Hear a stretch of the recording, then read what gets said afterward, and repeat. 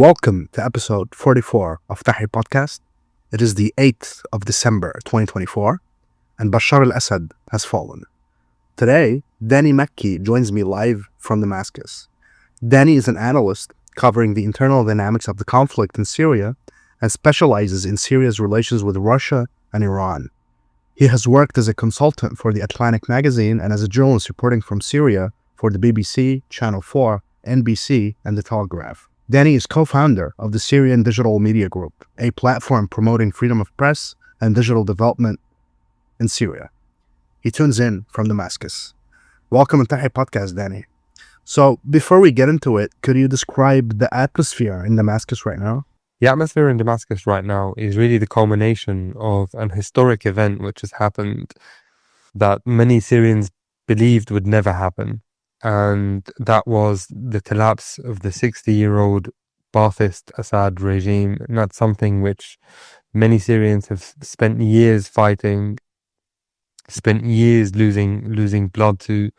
And at the end of the day, we've seen essentially a number of different factors lead to the demise of Assad and the Ba'ath Party. So the atmosphere and the mood in Damascus right now is one of general unity, is one where people are coming together under one banner to build a new future. And it really does signify the end of one of the bloodiest modern wars that we've kind of seen in the Middle East. So the atmosphere is one of jubilation, it's one of joy, it's one of really coming together to celebrate a really significant event for Syria's modern kind of history.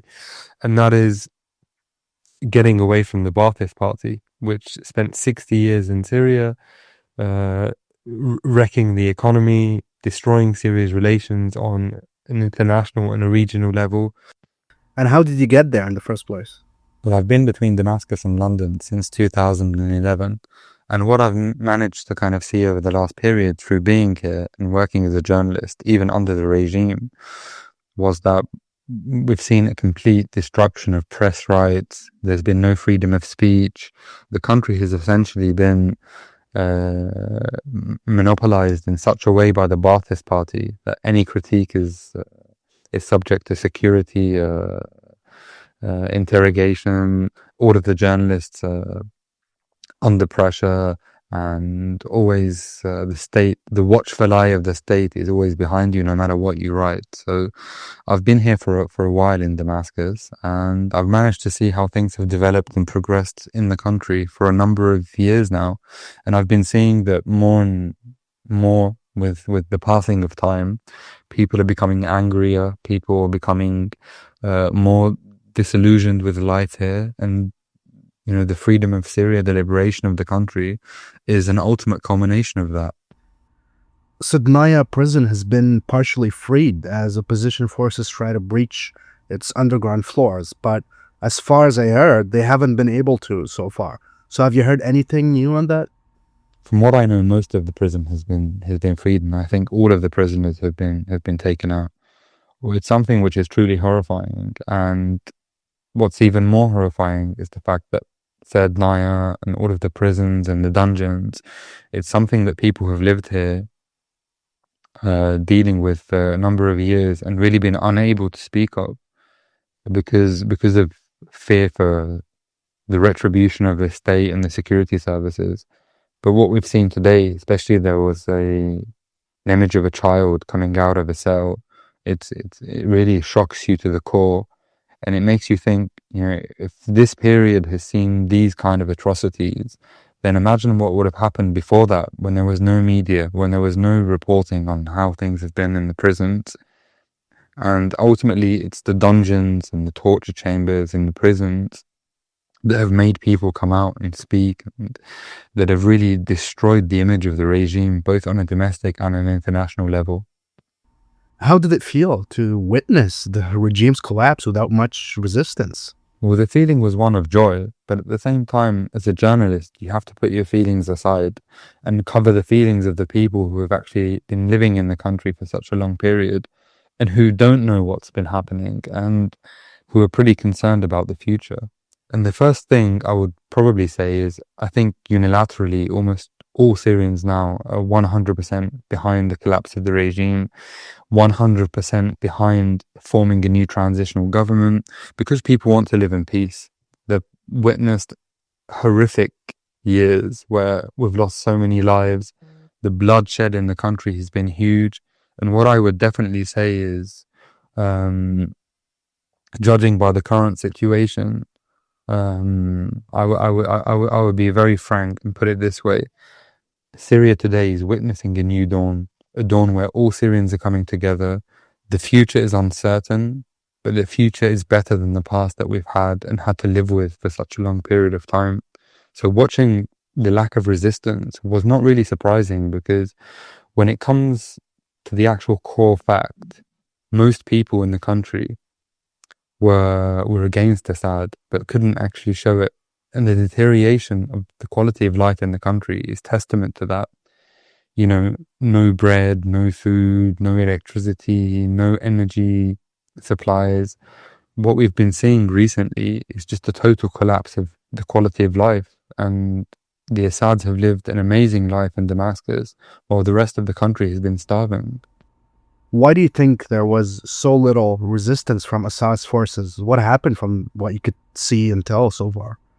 From what I could actually see, the resistance of the Assad government forces was based primarily on two particular factors. The first one was loyalist support from within the country to fight so-called terrorists and extremists. And the second one was the idea that, you know, the Russians and the Iranians were behind the regime. What we've recently seen now is the deterioration of both of them. The Iranians and the Russians have ultimately given up on the regime, and the loyalist support has crumbled over the last period, which is why you've seen brigades, regiments, army commands, entire positions which, you know, struck fear into the hearts of Damascenes, literally melt away into the light. And the rebels managed to take Damascus without even a fight. It was just one or two strategic locations and it was finished. And how are people reacting? How are people reacting to such a sudden and peaceful, really, end to a regime that seemed so entrenched? The first one is relief. Relief that the regime has gone. Relief that people can now live their lives without encroachments from the security services.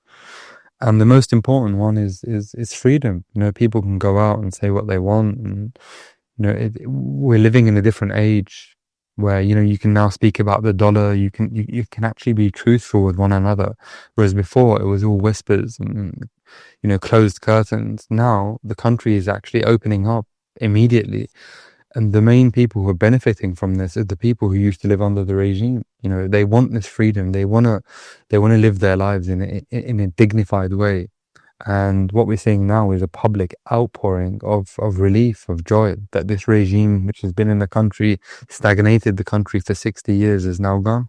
And who are the key players now in charge of Syria, and what do they represent? Most importantly, how do people view them, particularly Hayat Tahrir al-Sham, HTS, considering their previous affiliations with al-Qaeda and ISIS? In other words, how are they being received, really, by ordinary Syrians? Well, the key player at the moment is Hayat Tahrir al-Sham, and they're the strongest rebel force. They're the ones who are doing all the offensives, and the public reaction to them so far has been quite positive. I've seen a lot of Damascenes who are usually neutral posting pictures of Jolani and actually welcoming Hayat Tahrir al-Sham into the country, or into Damascus at the very least. And the public image that we've now seen for Hayat Tahrir al-Sham is different from the one that we've heard in the press and the news, because they haven't really been going into Christian areas, and, you know, there has been a significant change of behavior. And from that, you have the blueprint for people breaking the barrier of fear towards this group, that, you know, they're not bad, they're mainly Syrians, they don't have a foreign agenda. A lot of the other groups in Syria have foreign agendas. They're dominated by foreign countries and states and actors. Hayat Tahrir al-Sham, at the end of the day, is majority Syrian. It's a group which managed to liberate Damascus, and that in itself is a huge accomplishment. Thank you so much, Danny, for your time, and I remain optimistic about really what is to come for Syria for now, I think it should be celebrated heavily. The fall of the tyrant, the fall of one of the most brutal dictators in our lifetime, really, and sic semper tyrannis. Thank you for joining, and thank you so much for listening.